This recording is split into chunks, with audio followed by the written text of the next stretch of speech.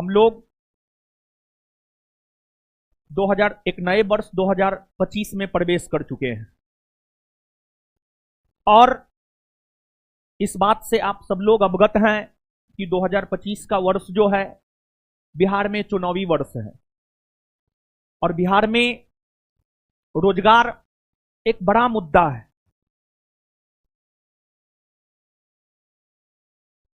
तो जहां तक वैकेंसी का सवाल है, वैकेंसी तो आएगा ही आएगा, नहीं आने का कोई सवाल पैदा नहीं होता है। और वैकेंसी आएगा उसके बाद हम आपको लगातार, बिहार एसआई फर्स्ट बैच के हैं आप लोग, हाँ फर्स्ट बैच के हैं आप लोग, हम आपको लगातार अवगत करवाते रहे हैं।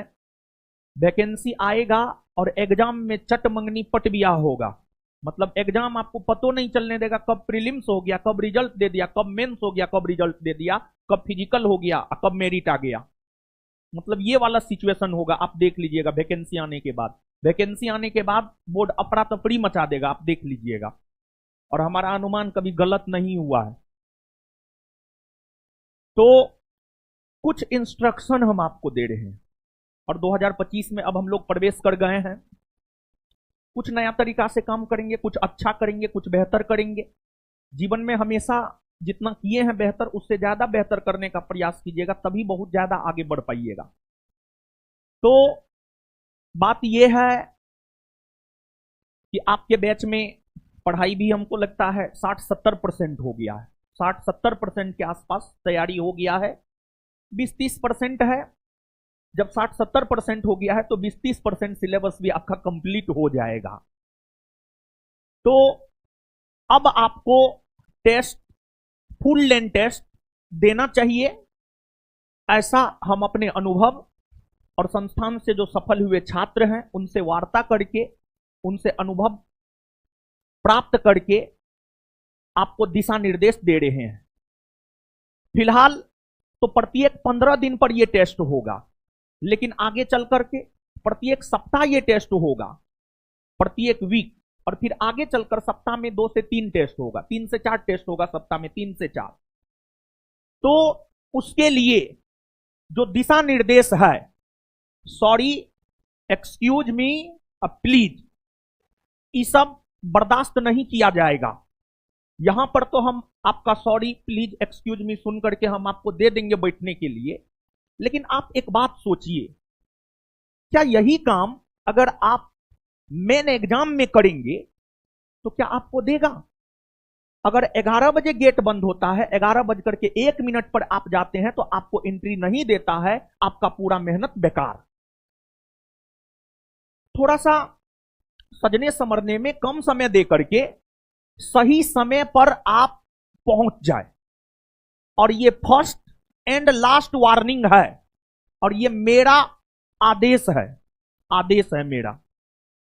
अगर आपको टेस्ट देना है तो जो दिशा निर्देश है उसका पालन आपको करना होगा।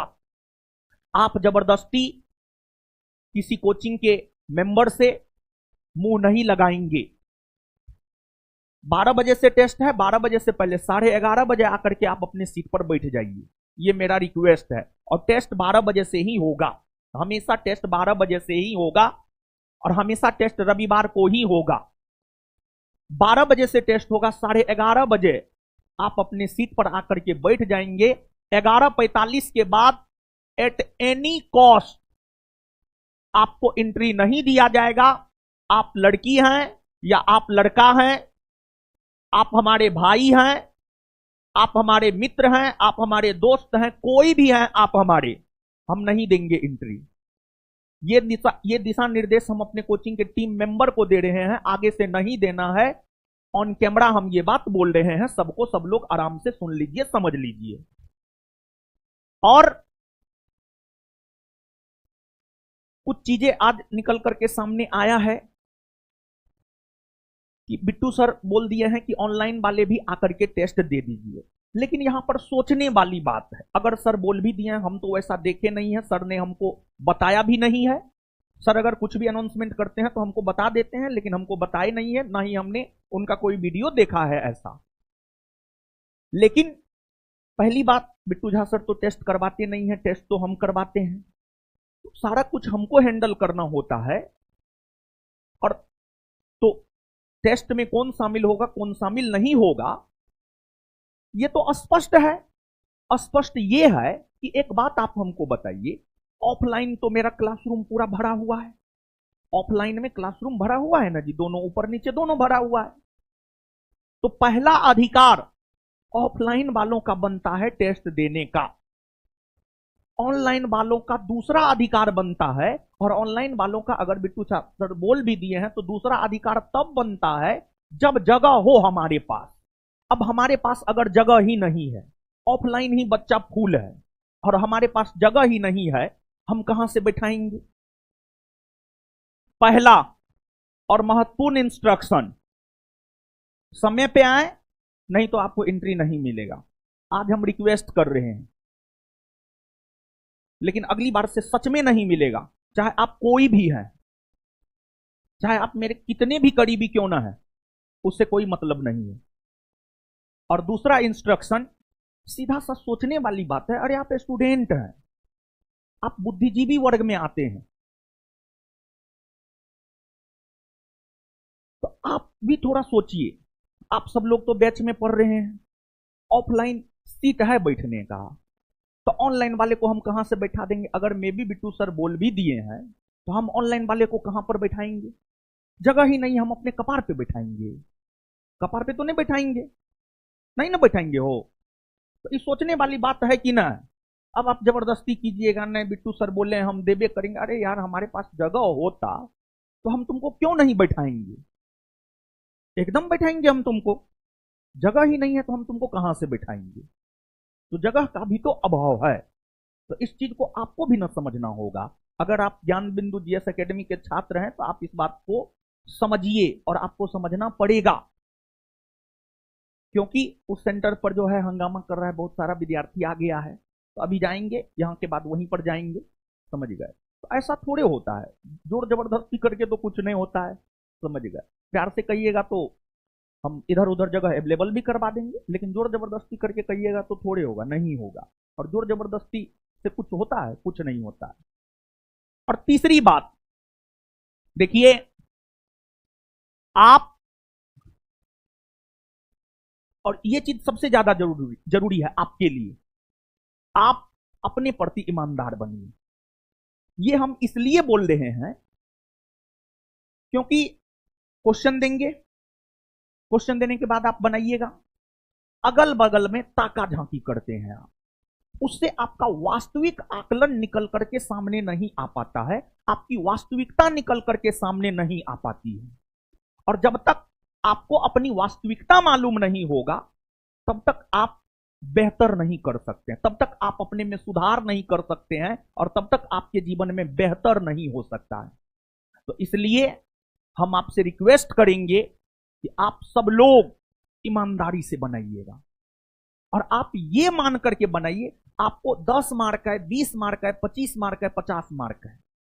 आप आज का टेस्ट ये सोच करके दीजिए कि हम बिहार एसआई एग्जाम में बैठे हुए हैं, और अगर बिहार एसआई एग्जाम आज हो जाता तो आज हमको कितना मार्क आता, क्या हम कटअप को पार कर पाते, क्या हम कटअप को पार नहीं कर पाते? तो हम आपसे यही रिक्वेस्ट करेंगे, 2 रिक्वेस्ट है और तीसरा आदेश है। एक रिक्वेस्ट, समय पर आ जाइए, और दूसरा ईमानदारी बरतिए अपने प्रति। अरे कम से कम दूसरों के प्रति ईमानदारी नहीं बरत सकते हैं तो अपने प्रति तो ईमानदारी बरतिए। तो हम रिक्वेस्ट करेंगे कि आप सब लोग ईमानदारी बरतिए और ताका झांकी मत कीजिएगा, बात मत कीजिएगा, और टेस्ट के दौरान मोबाइल नहीं निकालिएगा, मोबाइल नहीं चलाइएगा। और एक बात और हम कहना चाह रहे हैं कि आप सब लोग टेस्ट के रोज जो है ना मोबाइल लेकर के मत आइए। आप जानते हैं एलन मस्क का नाम आपने सुना है? कल भी क्लास में हमने आपको बताया था, वो एक दिन में एवरेज 4 मिनट मोबाइल यूज करते हैं। बताइए, एक दिन में एवरेज 4 मिनट मोबाइल यूज करते हैं। उनको कौन चीज का कमी है? वो चाहे तो भर दिन मोबाइल यूज कर सकते हैं, लेकिन उनको और आगे बढ़ना है। यानी वो पूरे दुनिया के सबसे अमीर आदमी है, लेकिन फिर भी उनको और आगे बढ़ना है, इसी वजह से वो ऐसा कर रहे हैं। लेकिन आप क्या हैं बताइए? आपके पास में कुछ है? कुछ नहीं है आपके पास, लेकिन फिर भी आप कितना मोबाइल चलाते हैं, ये सोचने वाली बात है। समझ रहे हैं? तो हम आपसे यही कहेंगे कि एक दिन टेस्ट के रोज 2-3 घंटा मोबाइल पास में नहीं रहेगा तो ऐसा नहीं है कि धरती उलट पलट जाएगा, भारत उत्तर से दक्षिण में या पूरब से पश्चिम में चला जाएगा। आप मोदी जी या द्रौपदी मुर्मू या डोनाल्ड ट्रंप न है, समझ गए? ये सब मेरा रिक्वेस्ट है, नहीं मानिएगा, जो पैमाना है उसको नहीं मानिएगा तो हम फिर एक्शन लेंगे। सीधी सी बात है। स्टाफ फिर आपको रोकेगा, समझिए, स्टाफ फिर आपको रोकेगा और फिर उस सिचुएशन में जो है आपको बक्का बक्की नहीं करना है। देखिए, कभी भी कुछ भी होता है तो गलती दोनों पक्ष से होता है, समझ गए? तो हम यही सब दिशा निर्देश दे करके आज के टेस्ट की शुरुआत करने जा रहे हैं। अब ओएमआर आपको मिल ही गया है और ओएमआर भी सिर्फ एक ही मिलेगा। अगर आप गलती कर दिए हैं तो दूसरा ओएमआर नहीं मिलेगा। देखिए, ये सब हम इसलिए बोल रहे हैं, कोई भी जो आदत होता है ना, अचानक नहीं लगता, धीरे धीरे लगता है। जैसे यहां पर टेस्ट में आने में जो है आधा घंटा आप लेट से आते हैं तो मेन एग्जाम में भी आप आधा घंटा लेट से जाइएगा। यहां पर अगर आप टाइम से आइएगा तो मेन एग्जाम में भी आप टाइम पर जाइएगा। यहां पर अगर आप ओएमआर पहला ओएमआर ही सही से भरिएगा तो वहां पर भी पहला ओएमआर आप सही से भरिएगा। तो ओएमआर सब सही से भरना है और एग्जाम इस प्रकार से आगे कंडक्ट करवाएंगे और आज भी और आगे भी इस प्रकार से कंडक्ट करवाएंगे कि एक प्लान तैयार किए हैं, समझ गए? उसके तहत जो है मतलब एग्जाम वाला माहौल बना रहे, उसमें सबसे ज्यादा योगदान आपका होगा, आपका सहयोग रहेगा तो वो पॉसिबल है, आपका सहयोग नहीं रहेगा तो वो पॉसिबल नहीं है, समझ गए? और ऑनलाइन वालों को हम यही कहेंगे कि ऑफलाइन हमारे पास जितना जगह है उतना ऑफलाइन बच्चों का एडमिशन है। तो इसी वजह से ऑनलाइन वाले हम यही कहेंगे कि हमारे पास जगह ही नहीं है, नहीं तो हमको आपको बैठा करके टेस्ट करवाने में कोई दिक्कत नहीं है, जगह की कमी है। ठीक है, क्वेश्चन बांटिए अब।